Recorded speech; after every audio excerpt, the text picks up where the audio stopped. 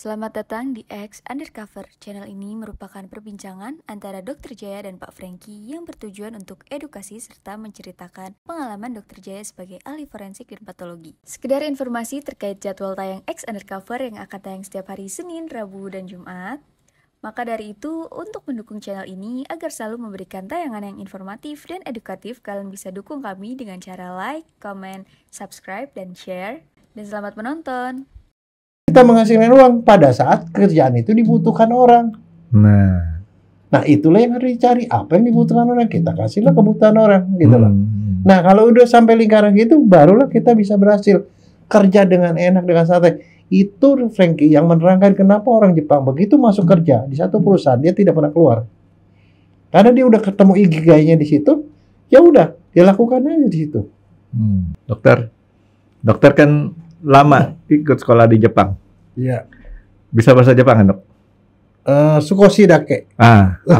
Dikit. Udah lupa soalnya. Tahun 92 saya sekolah. Kalau Jepang bagian agak ke barat dikit tuh, Dok. Dia bilang bukan apa? Tadi Dok bilang apa? Sukoshi dake. Nah, ke sebelah kiri dikit, Dok, barat. Itu namanya seetik. Sekedik. Oke. Nah, bahasa Jepang itu banyak yang mirip sama bahasa Jawa atau mungkin diplesetin dengan bahasa Jawa, dokter tahu. Ya. Ya kan? Niki Echo. Nah, dokter pintar tuh. Niki Echo. Dadaku rata, ya kan? Sekarang itu kan Takashi Mura, ya kan? Banyak banget itu. Jepang di Jawa-Jawain atau Jawa di Jepang-Jepangin, kita nggak tahu tuh, Dok. Yeah. Tapi kan banyak banget tuh nama itu. Nah, salah satu yang saya dengar dari Dr. Jaya, pernah Dr. Jaya mention ke saya, ceritain ke saya, singgung ke saya, itu yang namanya dengan Ikigai. Jadi ini guy, gitu kan?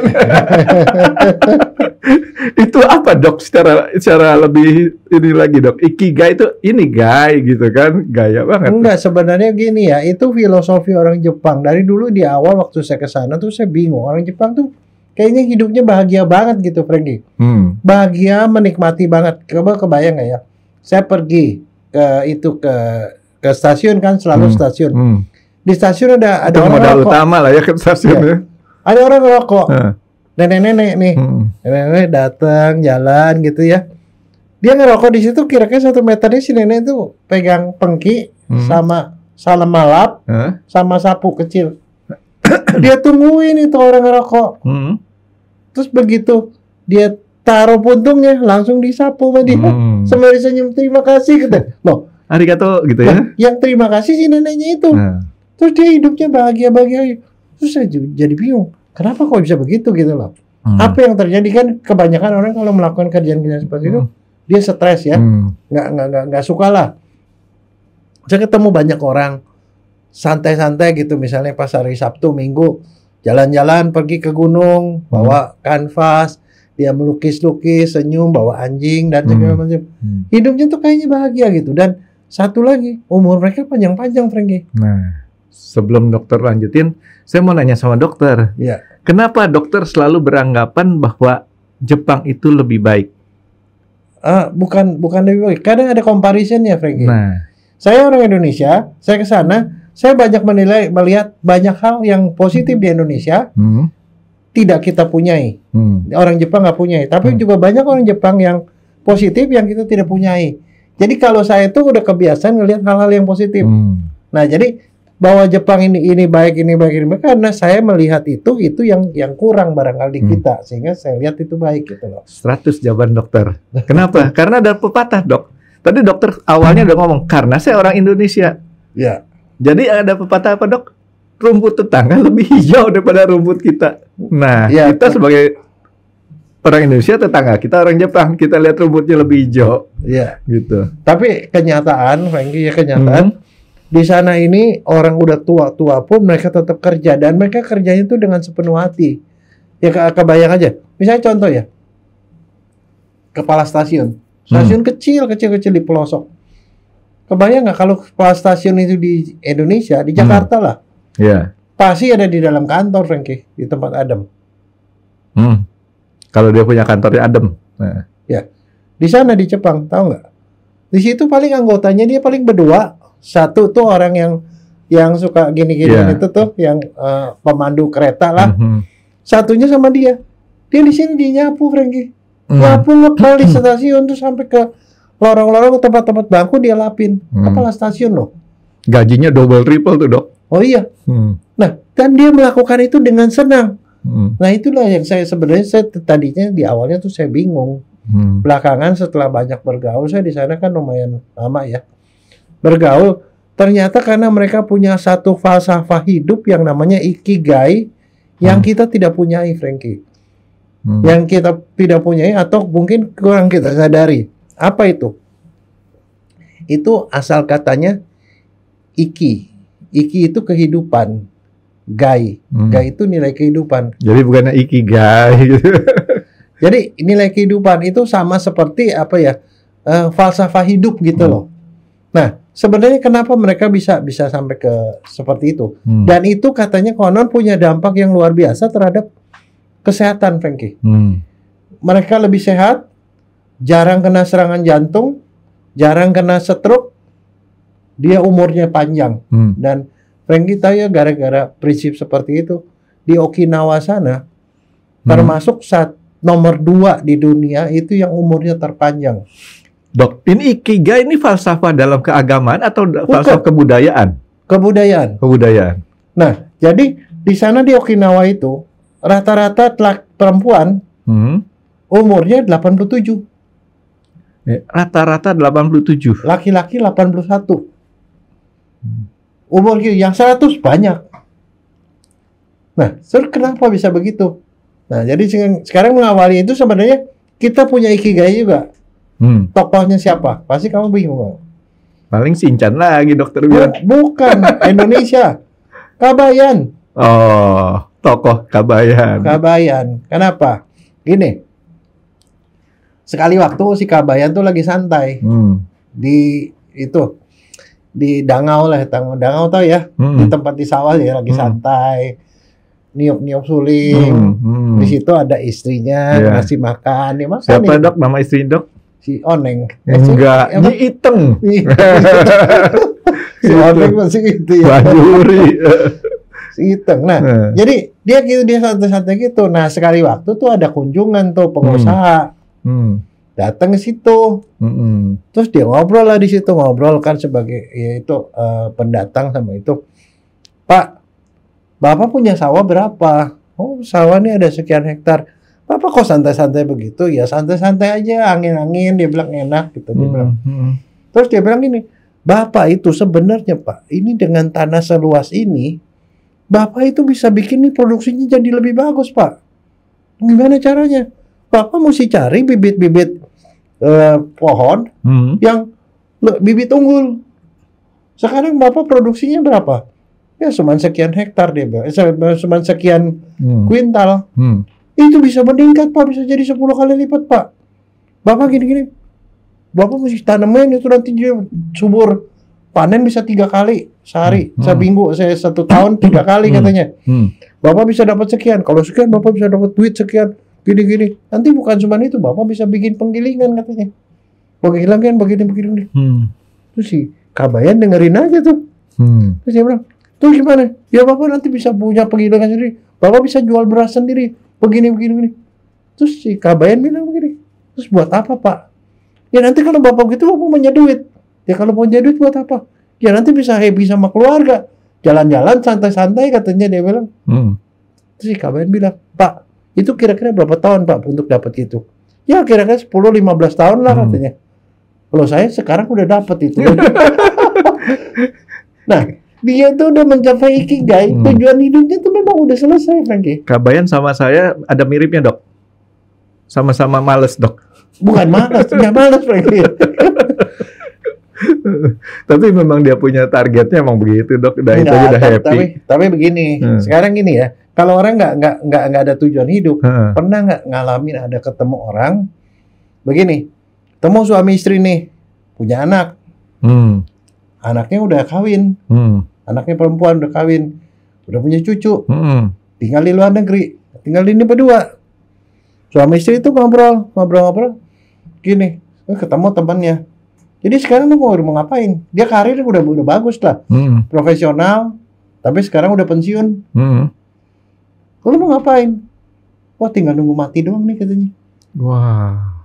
Ya, tinggal dia mau nunggu mati. Loh, kok begitu?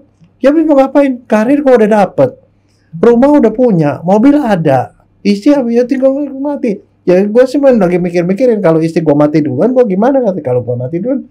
Nah, itu banyak orang yang kayak gitu. Suruh dia nonton film Shinchan terus kayak dokter jadi happy terus tuh. Nah itu ya, iya itu, yang itu orang itu nggak punya ikigai. Artinya kenapa? Gini, ikigai itu artinya kita punya tujuan hidup. Kadang-kadang nggak berhenti itu ya tujuan hidupnya. Ya? Tujuan hidup tuh bisa berubah. Tapi kapan seorang tuh disebut sempurna? Jadi ada berapa poin? Ada 4 poin, Frankie. 1 itu namanya love. Sesuatu yang kita sukai. Kamu suka fotografi, itu kamu sukai. Saya senang melukis, misalnya.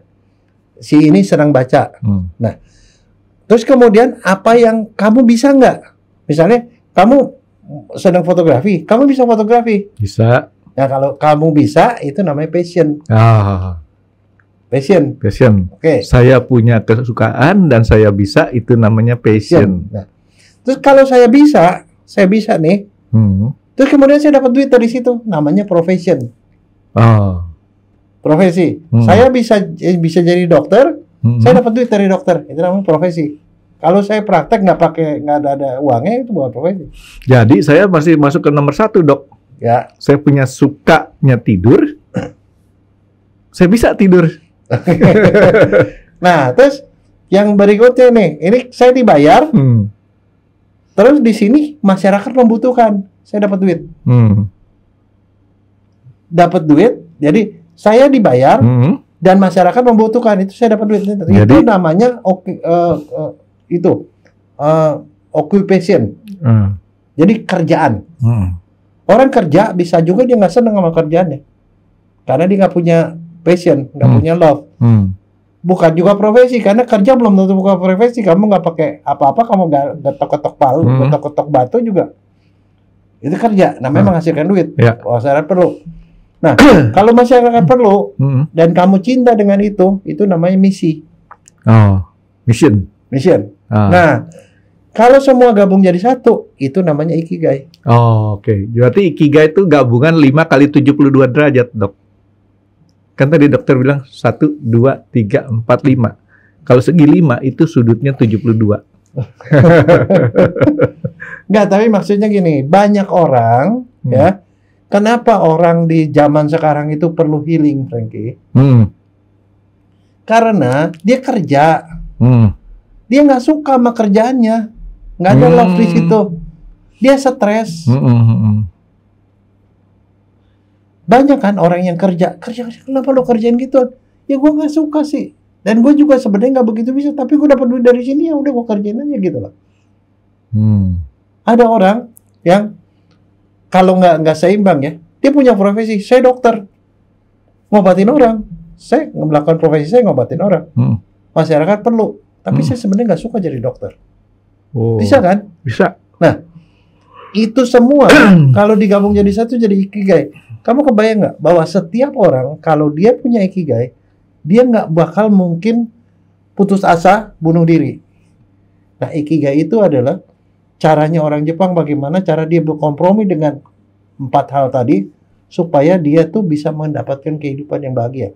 Jadi kalau misalnya tadi balik-balik ke tadi, ke perempuan tadi, dia cuma seorang perempuan tua yang jadi penyapu, tapi dia mencintai pekerjaannya.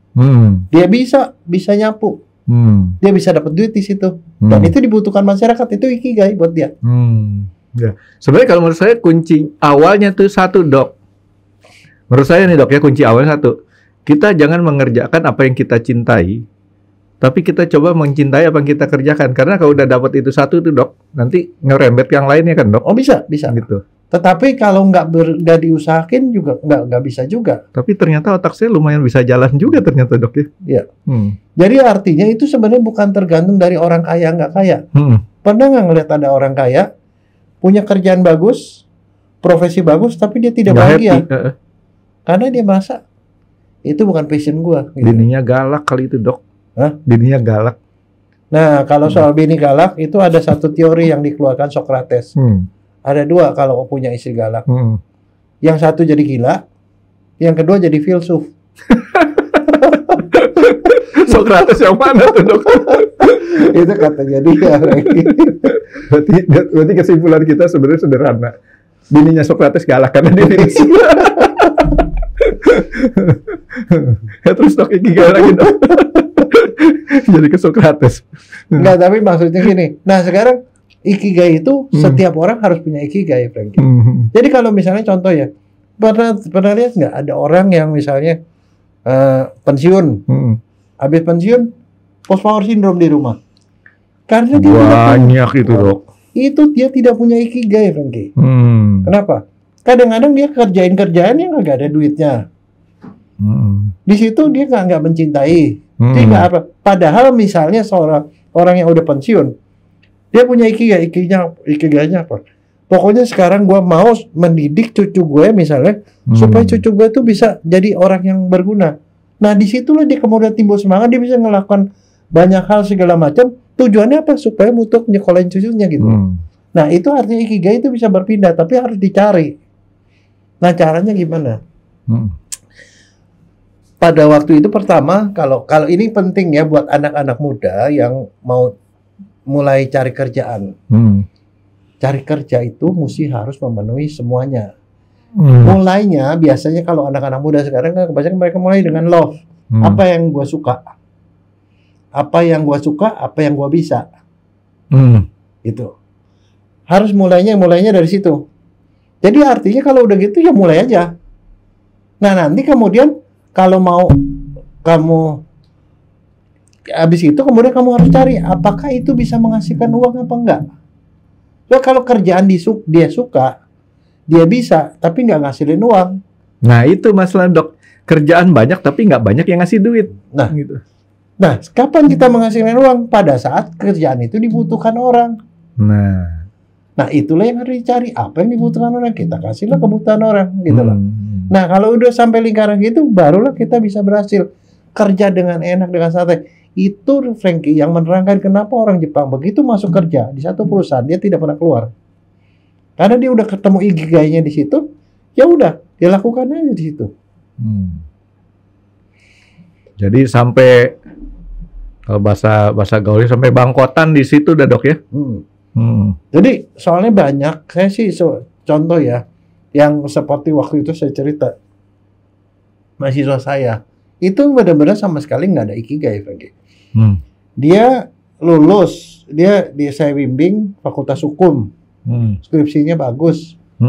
Setelah skripsinya bagus, saya bilang mau ngapain? Mau sekolah pilot. Saya bilang kenapa sekolah pilot? Karena saya sekolah hukum karena ibu saya hukum. Saya mau membahagiakan ibu saya. Yang membahagiakan, dikerjain bisa. Ya sarjana hukum dipadukan kan. Tapi kemudian dia berpindah. Dia bilang habis ini mau ngapain? Mau sekolah pilot. Kenapa sekolah pilot? Karena bapak saya pilot. Saya mau membahagiakan bapak saya. Nah, terus saya jadi pikir-pikir, walaupun dia semua bisa itu segala macam, tapi orang itu sebenarnya kalau menurut saya nggak pernah akan merasa bahagia karena dia bekerja atau memakai aturan yang dipakai oleh orang lain. Jadi passionnya aja nggak dapet, Dok. Iya. Ya kan? Tadi kalau gitu ya passionnya apa? Nggak ada. Kan step pertama passion dulu, gitu kan? Iya. Nah, jadi Franky ngerti kan? Kadang-kadang ada orang dia passion, dia cinta kerjaan itu, kemudian dia punya kekuatan juga bisa melakukan, terus kemudian bermanfaat untuk masyarakat, misalnya melakukan kerja sosial, tapi nggak ngasilin duit. Di situ tidak ada kebahagiaan, Franky. One day itu akan stop di tengah jalan.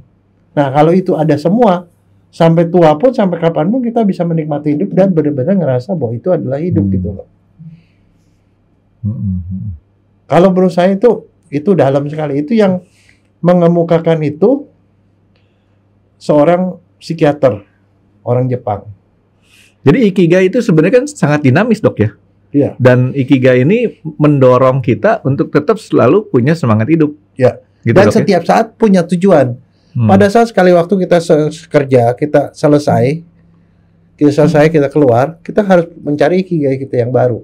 Kita jalani lagi sehingga setiap saat tuh kita tetap hidup sampai saatnya mati. Jangan sampai kalau orang nggak punya ikigai itu bisa aja dia sebenarnya sudah mati pada waktu dia masih hidup, Frankie.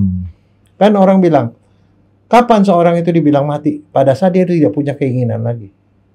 Dok, saya mau mengkritisi masalah dibayarnya ini, Dok. Ya. Kan ada beberapa orang yang memang melakukan itu memang dia nggak perlu bayaran dalam hal materi, Dok. Ya. Tapi kan dia bisa dibayar dengan cara lain, dengan suatu penghargaan. Kira-kira menurut dokter gimana? Karena dia sebenarnya udah nggak perlu duit lagi gitu kan. Dia nggak perlu duit, dia duitnya udah cukup, dia melakukan dengan senang, kemudian itu berguna untuk semuanya.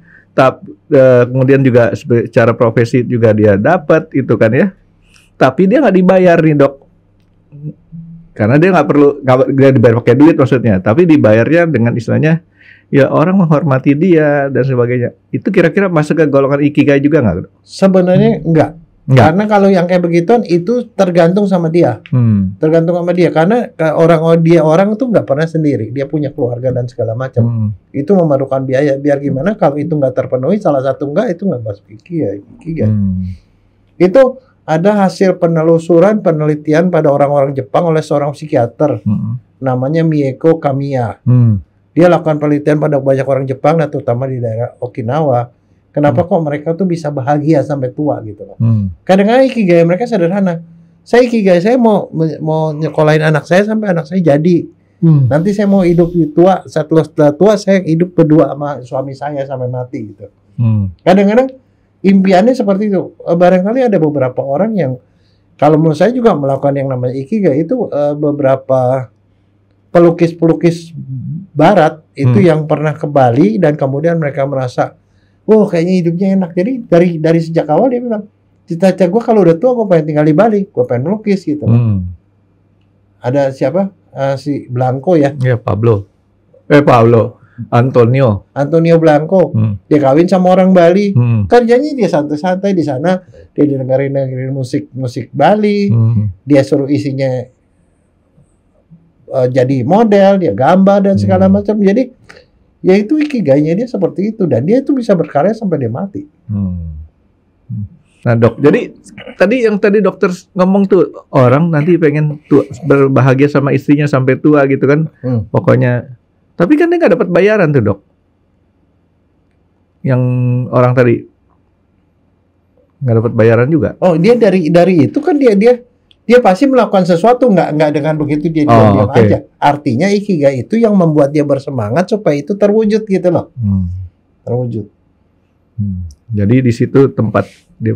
Jadi intinya kita di sini hal yang bikin kita panjang umur kan balik lagi pada kita happy apa nggak happy ya, Dok ya. Nah sekarang saya mau nanya di Singapura, di Taiwan dan segala macam, kenapa orang-orang yang sudah tua dipekerjakan?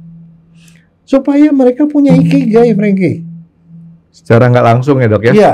Dan satu yang menarik pada waktu saya pergi ke Taiwan, saya pergi kan diajak dimakan ke satu restoran. Di restoran itu yang ada apa? Nenek-nenek yang udah tua, ada anak muda juga semua. Orang tunarungu, Frankie. Tunarungu yang kerja segala macam gitu-gitu. Nah, kenapa? Dengan dikasih seperti itu mereka punya tujuan. Mereka bermanfaat buat masyarakat, mereka bisa melakukan, mereka passion di situ, mereka baru dapat uang, di situlah hidup mereka penuh. Mereka tuh bukan beban masyarakat lagi. Nah, bahkan nih Jepang lebih hebat lagi. Ada restoran yang diisi sama orang-orang yang sudah Alzheimer, Frankie.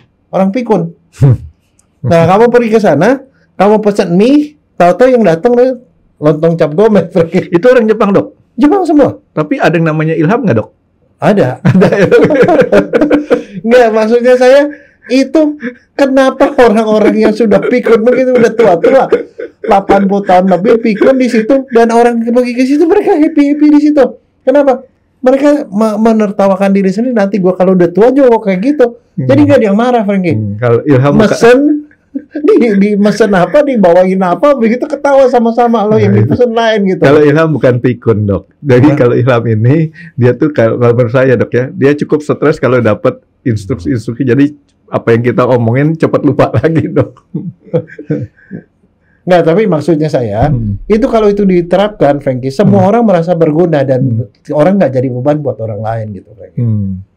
Jadi kalau menurut saya ya semua orang harus cari. Saya soalnya punya teman, ya, sekolah tinggi S2, habis nggak punya apa-apa, jadi di rumah cuma santai-santai doang. Ketemu ke teman, cuma ngomongnya itu lagi, dia ngomong diulang lagi, itu lagi, kerjaan kagak ada, apain enggak, ngomong belajar kayak apa. Kalau orang kan oke, cita-cita saya mau menjadi lebih pintar, ya belajar kayak enggak ngapa-ngapain, cuma kerjanya cuma ngirim-ngirimin forwardin WA orang. Kalau ngomongnya itu aja, jadi benar-benar orang itu nggak berkembang. Kalau menurut saya sih sebenarnya orang itu sama sekali seperti kayak orang udah mati, Frankie. Saya sih nggak mau, ya istilahnya bergaul rapat-rapat sama dia juga kayak begituan.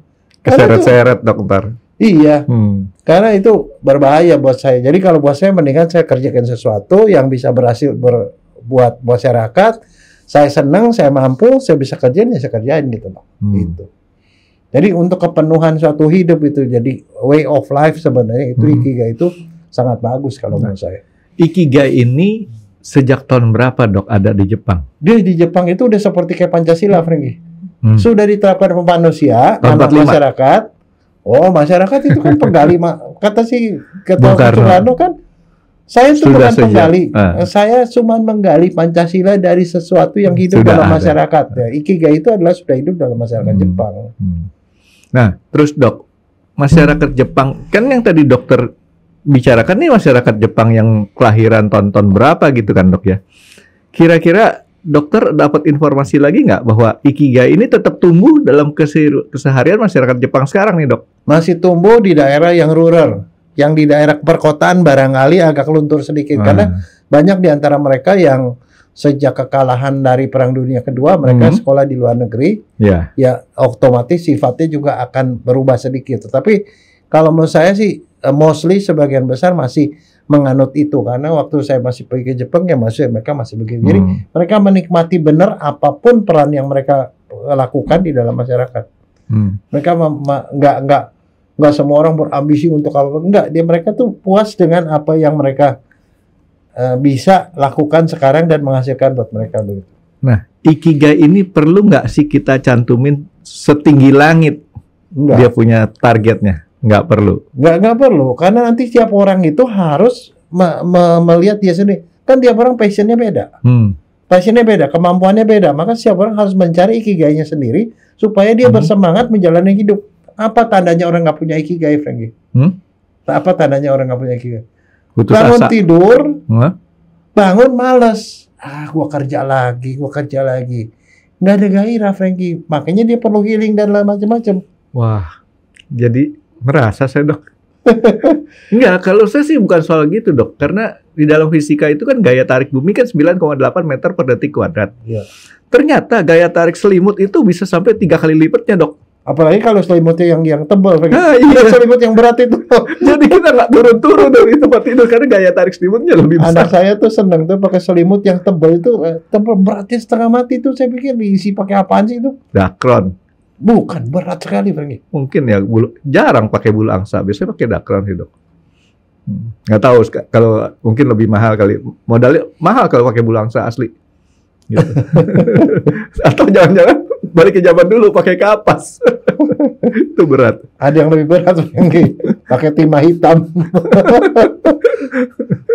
Oke, ya dok. Jadi balik ke ikigai ini. Jadi dokter berpandangan bahwa ikigai ini satu hal yang bagus untuk kita punya kehidupan untuk menunjang bahwa seseorang punya semangat hidup, semangat ada sesuatu yang ingin dicapai gitu. Dan ikigai ini artinya nggak menutup statis kita punya target ini dan ini harus kita kerjakan segini. Jadi setiap kali ikigai itu sangat dinamis, bisa berubah. Kita menentukan target baru lagi. Intinya kita tuh mau belajar, memulai hal-hal yang kecil. Kadang-kadang misalnya contoh yang kecil lah. Saya nih hobi sama binatang. Ya, saya pelihara binatang dan supaya saya mampu untuk memelihara binatang saya baca dong. Nah, udah baca terus tiba-tiba saya pikir, oh ternyata ada juga yang mau beli. Nah, saya jual kan. Kayak gitu loh. Nah, ya seperti itu. Jadi artinya mulai dari satu hal yang kecil tapi itu harus dikembangkan sedemikian rupa sehingga menjadi satu kesatuan. Saya suka, saya mampu, bisa ngasilin duit dan diperlukan masyarakat. Itu aja. Kalau itu bisa dilakukan, kalau menurut saya kita bisa bahagia di tempat kita masing-masing barangkali. Gitu. Berarti dok, saya selama ini tidak mempunyai ikigai tapi ikugai. Apa tuh? Ya nggak pernah ada yang bayar. Saya hobi, profesi dapat, passion dapat. Tapi kayak tadi dokter bilang, ternyata hobinya saya piara anjing nggak menghasilkan apa-apa kecuali kesenangan saya, gitu kan dok? Gitu. Nggak bisa juga sih Miko tuh saya ajak kemudian cari duit, cari tulang aja dia nggak bisa, gitu. Miko? Sebenarnya bisa kamu bikin podcast sama Miko. Yang ada digabrukin. Tapi saya sayang sih sama si Miko. Oke, dok. Jadi sekarang dok, masyarakat ini ikigai itu diajarkannya itu secara apa namanya? Formal atau informal? Informal. Ya itu biasanya itu yang akan dilakukan beberapa orang yang sebagai talent squad itu loh ya. Orang mau kerja, saya mau yang sebaiknya saya kerja apa sih? Nah itu mesti diterapkan itu. Jadi karena kalau tanpa didasari atas cinta, kesukaan, itu susah bertahan orangnya. Makanya sekarang kan kata Renat Kasali kan banyak anak-anak muda sekarang yang kerja baru nggak lama kemudian terus give up, mundur tanpa berita. Pindah sana, pindah sini. Nah itu kalau kayak begitu nggak bakal nyampe apa-apa, nggak kemana-mana, Franky. Ya, makanya nasihat saya kepada anak-anak yang muda, adik-adik kita nih dok. Kalau saya gini, realita saya nih dok ya, di mana pekerjaan itu belum tentu sesuai apa yang kita harapin. Nah untuk dapetin love-nya itu kita balik dok. Kan tadinya mulai dari love, terus kemudian kita pelajari, kita dapat passion, kemampuan. Nah sekarang kita balik. Karena apa? Pada saat kita punya kemampuan ini, belum tentu sesuai dengan hati nurani kita. Contoh, kita sebenarnya senangnya melukis nih dok. Tapi kan melukis itu lebih baik kita kalau sekarang kita masuk sekolah IPA. Mendingan jadi dokter katanya. Nah sekarang, kalau menurut saya dibalik. Kalau kita udah jadi dokter, kita harus mencintai pekerjaan kita sebagai dokter. Nah, kan belum tentu, Franky. Belum tentu. Ada salah seorang ya, dia jadi dokter. Ini di luar negeri, di Amerika nih. Dia jadi dokter, dia hobinya melukis. Masuk ke dokteran, dia belajar segala macam. Kemudian dia merasa itu bukan bidangnya dia. Kemudian dia pelajari fotografi dan melukis. Dia melukis anatomi dari pada waktu lagi praktikum. Akhirnya jadi pelukis. Tim pelukis anatomi. Bahkan dia kemudian mendalami fotografi. Dia belajar itu bagaimana cara memfotografi dan dia memfoto perjalanan sperma pada waktu habis ejakulasi. Dia lari-lari dia ngejar sel telur gitu, di videoin lagi. Dan itu menjadi video yang fenomenal. Bisa aja dia passion di situ dan dia bisa geser sedikit. Dan itu masih di Indonesia, dia sangat terkenal lagi. Pernah pameran di Jakarta. Siapa sih itu namanya, lupa saya. Nah itu dia, jadi kan dia jadi dokter mencoba mencintai profesinya itu dengan geserin dikit sesuai dengan dia punya love-nya tadi dok. Gitu. Nah itu makanya sekarang kalau dia semua gitu-gitu tuh ujungnya semuanya udah jalan tapi tidak dibutuhkan masyarakat barangnya. Ya kan jadi Franky. Ada banyak kan orang, oh ini passion gua begini, gua bisa bikin begini gitu. Tapi masyarakat nggak butuh, nggak ada yang beli gitu loh. Ini nggak jadi Franky. Nggak menghargai ya dia punya hasil karyanya. Ya memang agak berat tapi mungkin kita istilahnya mencari dengan ikigai yang sederhana dulu kali mulainya. Betul, dok ya. Yang sederhana dan kadang-kadang mulai dari hal yang kecil. Mulai hal yang kecil dan berani mulai tidak lihat lagi ke masa lalu, masa depan. Pokoknya sekarang kita mulai kerjain hal-hal yang kecil dan satu lagi ujung-ujungnya apapun yang kita kerjain tuh kita lempar ke masyarakat perlu nggak gitu. Berarti, sosialisasi penting terakhir. Berarti di sini ada satu ilmu yang nggak boleh dok. Ilmu apa tuh? Tahu nggak? Ilmu kalau. Kalau saya begini, ini begini, gini. Tapi dokter tadi bilang, yang jelas kita sekarang mulai dari sekarang seperti apa, kita ngapain. Jangan kalau kita ini begini, kalau kita begini. Soalnya kalau di lapangan golf begitu dok. Kalau saya 2 meter lagi, kalau saya ke kanan sedikit, kalau saya ke kiri sedikit, ya semua juga kalau bisa par terus dok. Oke. Nah, kembali kepada si ikigai di Jepang ini dok. Kira-kira dok ya, masyarakat ikigai itu sadar nggak sih bahwa mereka tuh punya ada ikigai? Atau jangan-jangan seperti kita sebenarnya mereka tidak sadar, tetapi yang dilihat oleh orang lain adalah mereka berbahagia dengan apapun yang mereka kerjakan pada saat itu. Mereka bahagia dan mereka tuh nggak ngoyo, nggak ya stres apa segala. Jadi dampaknya katanya kalau orang sudah dapat ikigainya, udah dapat, dia tidak stres bekerja, risiko penyakit stroke, jantung kecil, dan umurnya bisa panjang, Frankie, dan panjang dan bahagia itu. Hadiahnya itu dok yang paling penting dok, panjang dan bahagia. Kalau panjang dan menderita, itu celaka dok. Makanya jangan dikurangi satu pun dari 4 tadi, Frankie. 4 atau 5 sih dok? 4 dong. Love, strength, kemampuan, kemudian dibayar, satu lagi diterima masyarakat. Kemampuan, love, kemampuan, kekuatan atau love, kemampuan, dibayar, sama dibutuhkan masyarakat. Oh berarti bukan 72 derajat dok, 90 derajat dok kalau kayak gitu. Oke dok, jadi cukup menarik nih dok. Dia punya semangatnya. Jadi kita sebenarnya udah punya semangat 45. Ada Pancasila yang cukup bagus di Indonesia. Kita tambahin lagi dengan Ikigai. Ini 4 sehat 5 sempurna nih dok. Gitu. Nah jadi kalau love ditambah kita punya kemampuan, itu namanya passion.